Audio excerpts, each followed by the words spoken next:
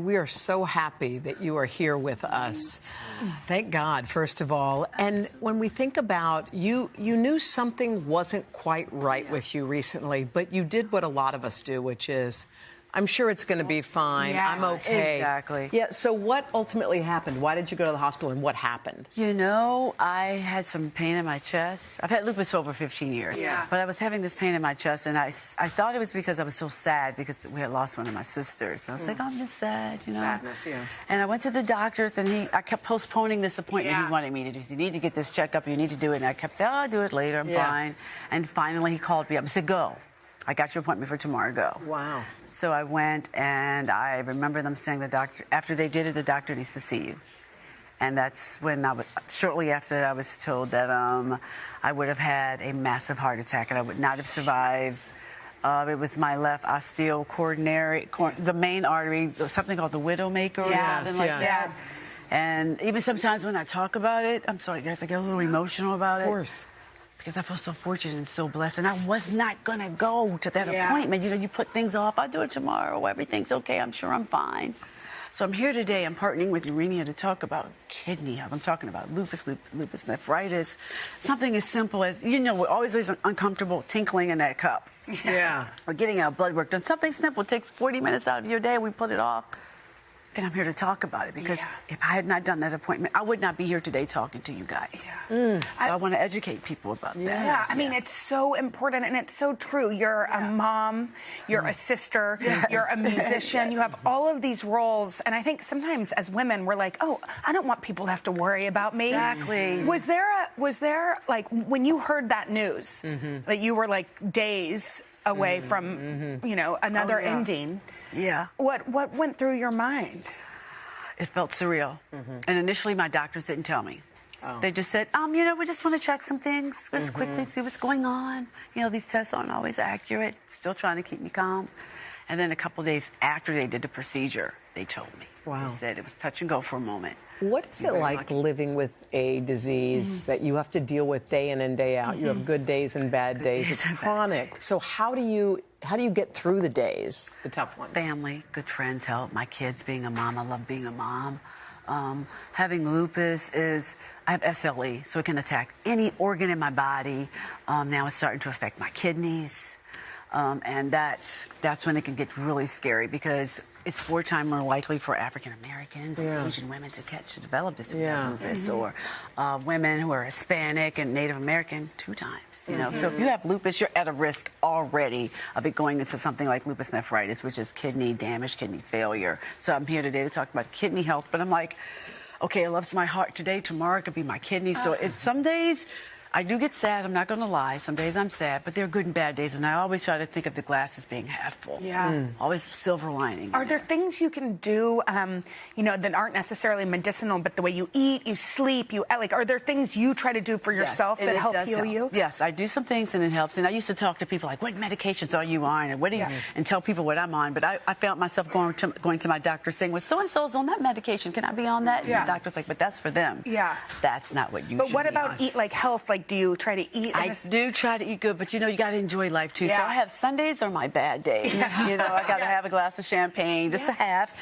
and some pizza or something like that, because you got to enjoy yourself. Totally. You know, but it gets challenging for me because I know I'll never be able to do shows 7 days a week again, 5 to 7 days. You love singing? Love performing. That's my favorite thing to do. But I can do one-offs.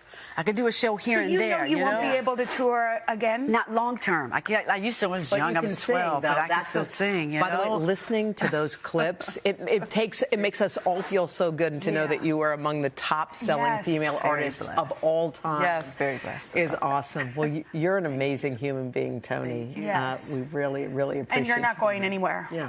I want to be a centennial. Yes, you want to be a centennial, but also you're staying right here. We have another segment. Do you mind? We'll come back. We have much more with Toni Braxton right after this.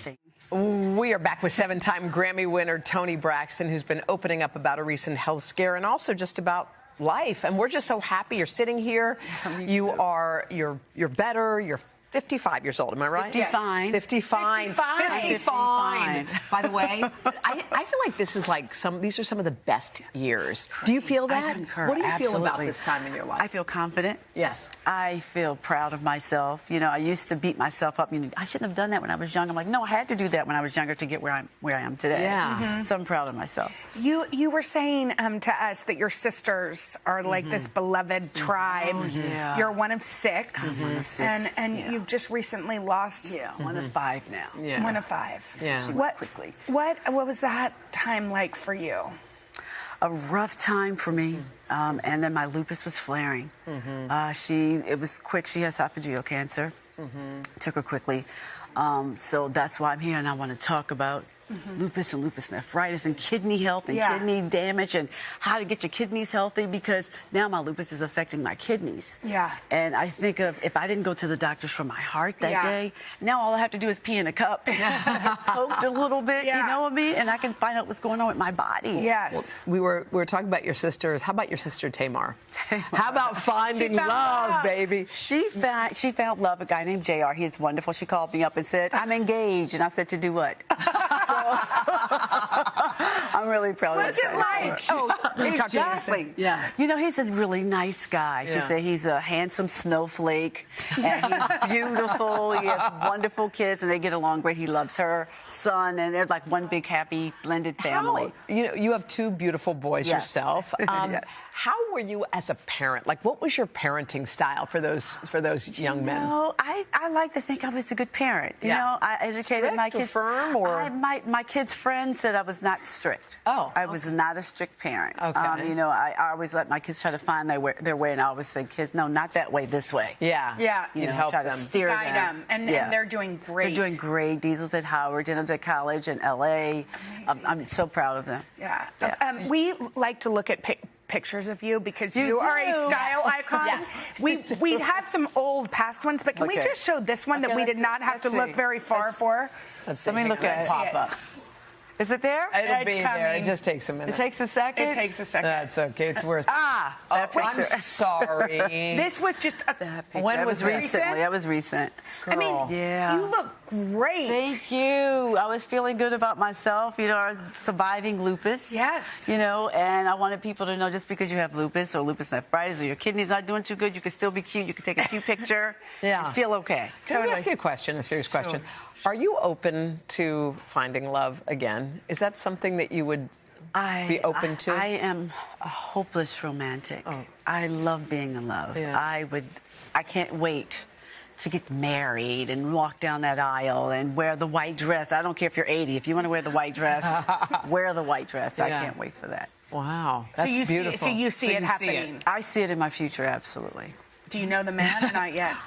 Well, you know, he could be there. He could be right there beside me. He could be somewhere to the left. I don't know. See, that's why Tony's Tony right there. Exactly. Hey, how about any new music? Are we New looking? music soon. Oh, good. In the next 2 months, I got to do Next 2 music. months? Yes, next 2 months. There's a lot happening in your world. Happening. I want to let people know just because you have lupus, like I can't do the things I used to do. I can't deny. But there's so many new things I'm discovering that I can do.